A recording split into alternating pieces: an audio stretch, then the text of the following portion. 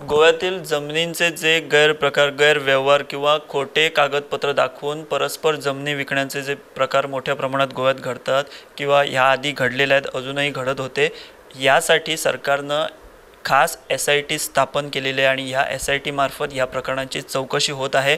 अनेकांना अटकही होत आहे आणि ह्या SITचे प्रमुख नितीन वाल्सन सर जे आहेत ते सध्या आपल्यासोबत आहेत. IPS आपण त्यांच्याशी बातचीत करणार आहोत आणि नेमका तपास सध्या कसा सुरू आहे, ज्यांना अटक करण्यात आली है त्यांचं काय या संदर्भात कनेक्शन है, ते आपण त्यांना विचारूया.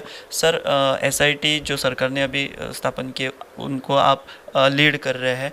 अभी तक थोड़े लोगों को अरेस्ट भी हुआ है. कैसा इन्वेस्टिगेशन शुरू है और आप उस पर क्या कहेंगे? एक पर्टिकुलर modus operandi से there were some lands which were transferred to people which don't have any connection with the lands. तो ये complaints जब आया so then SIT was formed and we started investigating in detail. तो अभी तक जो investigation में जो ये पता चला है कि एक one group of people they tried to identify the land which was not visited frequently by the landowners और जो बहुत साल से किसी के सुपरविजन में नहीं है. They use to identify that land. फिर उस लैंड के ऊपर they use to make forge documents. फिर अपने या अपने कोई फ्रेंड्स के नाम पे या बिनामियों के नाम में करके they use to sell it to the people who are interested to buy the land in Goa और इन्वेस्ट इन गोवा. सर, अभी तक आपने जो इन्वेस्टिगेशन किया है, इससे कितने लैंड उन्होंने बेचे हैं, ऐसा आपको अभी तक पता चला है? इन्होंने बेनामी नाम से दूसरों को जो बायर है उनको बेचे हैं.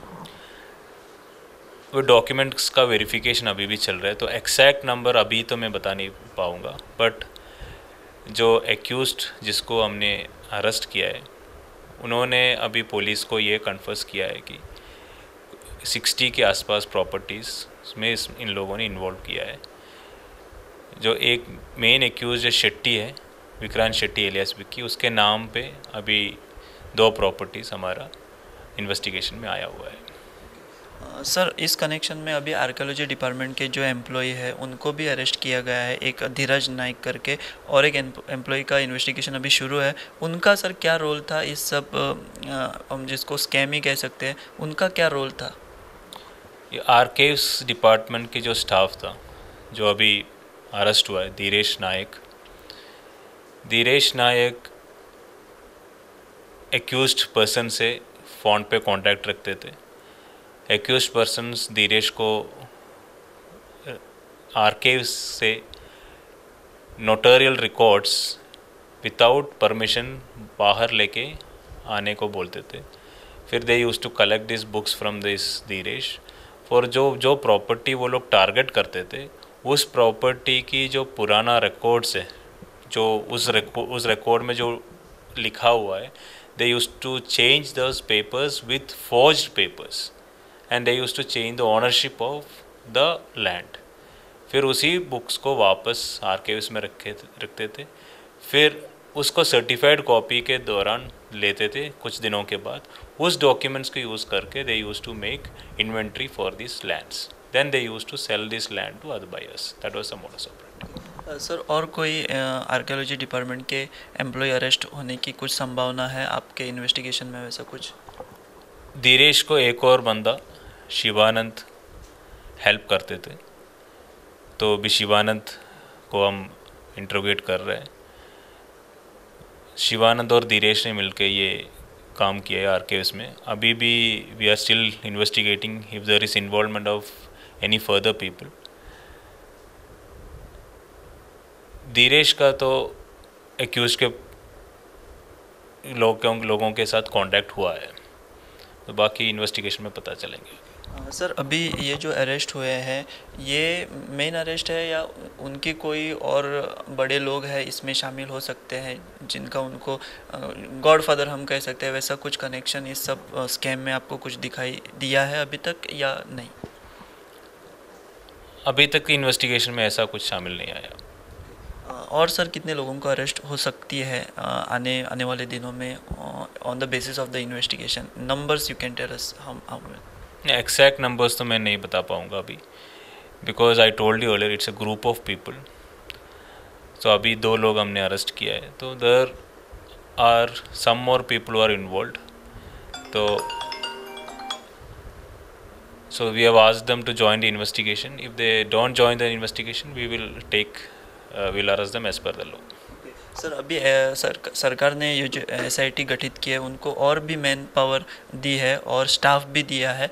ये स्टाफ कितना ज़रूरी था? इतना बड़ा स्केल का ये स्कैम है कि इतने लोग इन्वेस्टिगेशन के लिए चाहिए, ऐसा आपको लगता है?